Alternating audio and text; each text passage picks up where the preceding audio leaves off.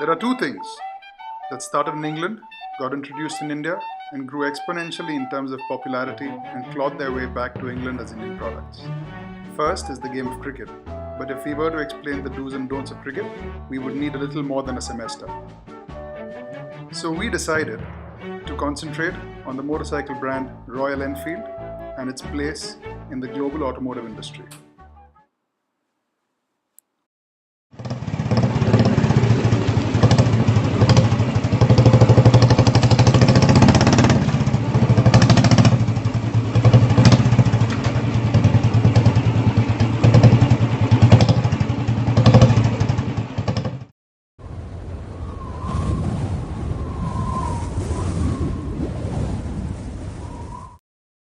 In this presentation of Royal Enfield, India's leading mid-sized motorcycle company finds itself at a critical juncture. Having already attained a commanding hold on India's stagnating motorcycle market, where does the company go from here? We will look into the following: the company's history and past strategies, their current financials, present market position, and finally, our recommendation for their future growth strategies. The story of Royal Enfield begins in 1851 when a sewing needle maker from Redditch, England ventured into manufacturing bicycle parts. Then, the company moved into manufacturing firearms, which was eventually used by the British Army. This helped Royal Enfield win the responsibility of supplying motorcycles to the British War Department for World Wars I and II. Thus, the tagline, "Made like a gun, goes like a bullet," was born. After the World Wars, Royal Enfield continued to manufacture motorbikes, but now outfitted for public use. Arguably, the most iconic motorbike in their lineup was the Royal Enfield Bullet.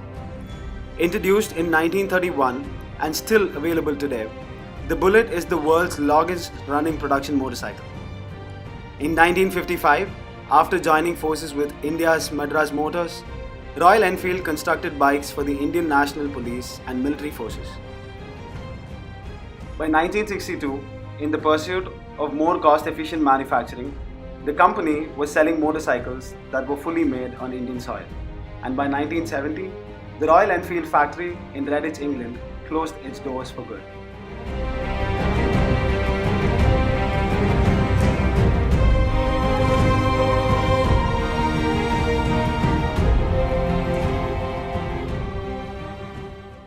Things continued rather shakily for another 25 years, till the young 26-year-old Siddharth Lal was appointed CEO of Enfield India.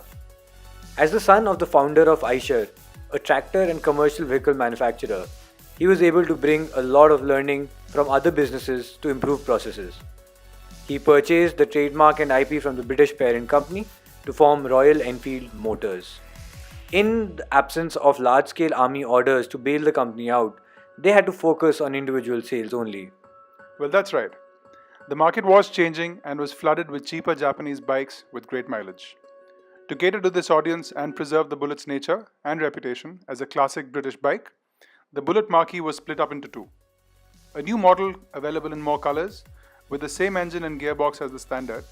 This model was called the Bullet Electra.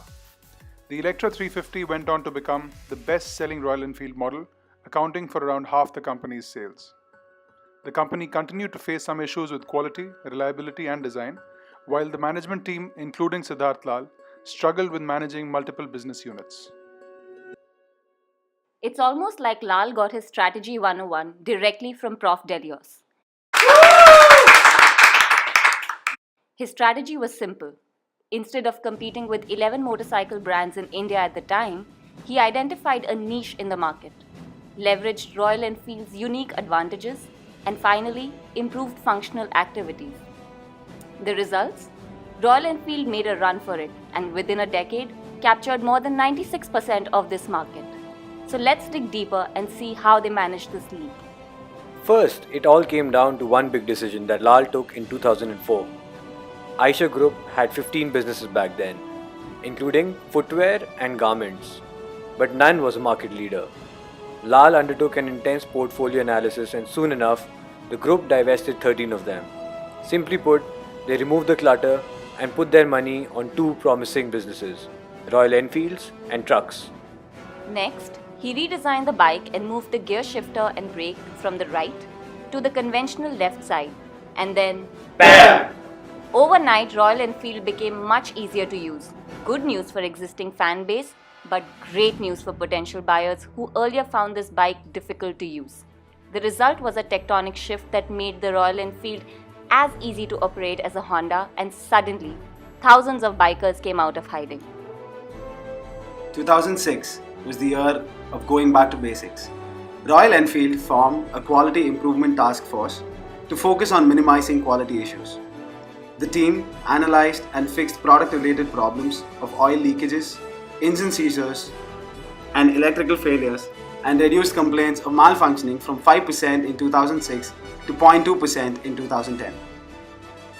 The company realized that it had to leverage its brand, and accordingly took steps to strengthen the community of Royal Enfield bikers in India through biker cafes and Himalayan expeditions.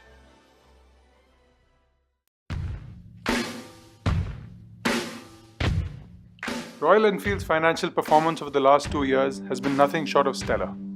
With revenues, sales, and share prices far exceeding expectations, the company has shown an extremely robust financial performance.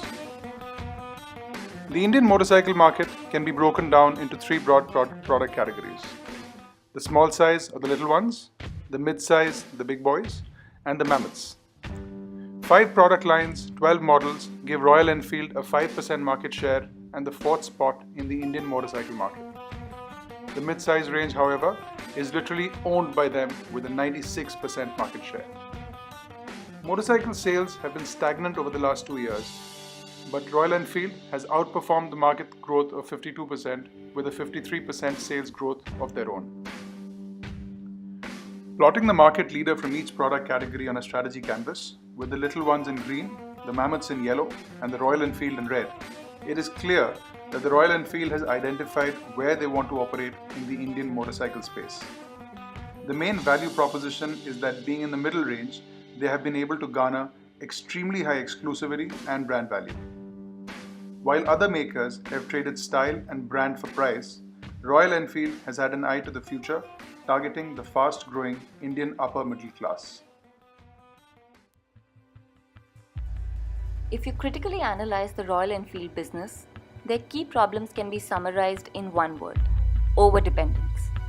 First is the company's overdependence on domestic market. Don't get us wrong, we're all for monopoly.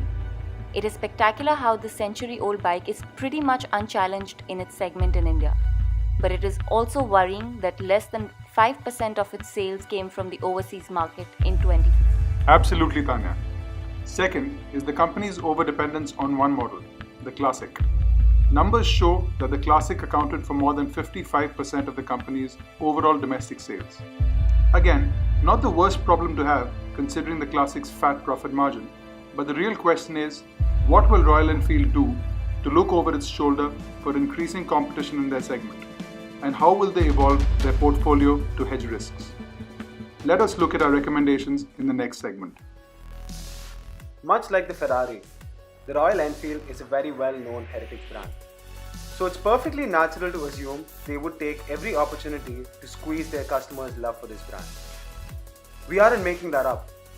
38% of Ferrari's revenues comes from parts, accessories, and the merchandise section. Riding a little closer to home, the Harley-Davidson, for that matter, has 17% of its revenues accounted for by this section. Royal Enfield, on the other hand, is in the early stages of developing these alternate sources of income. The trick to producing these designs of top-notch quality that further extend the brand's attributes is hunting down key partners and key locations. Going forward, we recommend that Royal Enfield must choose the most sought-after locations such as shopping centers in the metropolitan cities in India. These stores would not turn profitable anytime soon, but that wasn't the purpose anyway. The idea is to propagate the Royal Enfield brand, and a good location works wonders. Is merchandise the extent to which such heritage brands squeeze? The parts and accessories portions is a whole new story. Going back to Harley, This section accounts for 11.5% of the revenues. For Royal Enfield to get into that area, we'll need the brand to collaborate extensively with tuners and aftermarket experts, and also needs extensive work by the company's own engineering department. It's not there yet, but that could be the certain next step for the brand. Now let's look at their global expansion strategies in the next section. There's no question that the US is a big player in the world's motorcycle industry. That's why in 2016, Royal Enfield opened their North American headquarters. But let's look at some facts about the US market. 500,000 bikes were sold in 2016. The average American spends over 17,000 minutes driving every year. America has high speed limits averaging at 70 miles per hour. Cheap financing and strong lease programs have people choosing to lease vehicles more than ever before. Harley-Davidson, Honda, and Yamaha make up 63% of the bike market. And the biggest motorcycle states are also states with the most snow. This brings up a key insight about the US. People do not buy motorcycles as a primary mode of transportation. American motorcycle owners still rely on their cars to get them from point A to point B. The Royal Enfield finds itself in an uphill battle in the US. In a place where you can easily lease your dream bike, positioning as a cheap alternative to Harley becomes a problem for Royal Enfield. Moreover, as most of their bikes were engineered to ride at lower speeds, severe vibration and instability at high speed plagued the rider's confidence, especially on long interstate roads. All things considered, we would not recommend for Royal Enfield to sink any more capital into a US market push for now. Royal Enfield needs to wait for the 750 Cruiser model to start production and prove that it is highway ready. The US is not the place to have safety issue scandals. Now let's see why the Southeast Asian market makes sense. It would be the 7th largest in the world, and it's on track to be the 4th largest economy by 2050. With a population greater than Europe, it has the 3rd largest labour force in the world. 67 million households are currently part of the consuming class. This could double to 125 million by 2025. And ASEAN member states are collectively home to the world's 2nd largest community of Facebook users. Intra-regional trade, as a share of the economy, is less than half that of NAFTA and the EU. This could deepen significantly with the ASEAN Economic Community. The AEC aims to boost regional trade and production, delivering freer movement of goods, services, skilled labour and capital. ASEAN includes 227 of the world's companies with more than $1 billion in revenues, or 3% of the world's total. Government debt is under 50% of GDP, far lower than the 90% share in the United Kingdom or 105% in the United States.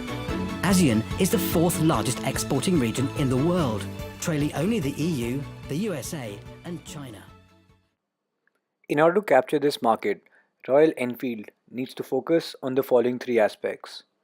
First, concentrate on the fast-growing, densely populated metro and tier 1 cities in each country. Second, they need to make sure pricing appeals to the more price-sensitive Asian consumer. Third, they must position themselves as a premium segment bike, not just for daily commute, but also for leisure riding with bikes that can be used in on and off-road conditions. If you have slept through the first 14 minutes of the presentation, this should be the only 30 seconds which should matter. Royal Enfield been performing extremely well in India for the last 5 years and is a brand its customers connect with. Do they have problems? Of course, they all do. And can they be fixed? Absolutely. And here's how. North America? Bad. Hold on. Good in the longer run. So slow down on the push right now. Southeast Asia? Good to go right now. There is a lot more than just bikes out there. Focus on alternative sources of revenue. How? Merchandise, parts, and accessories. And that is how you do it. Royal Enfield, made like a gun, goes like a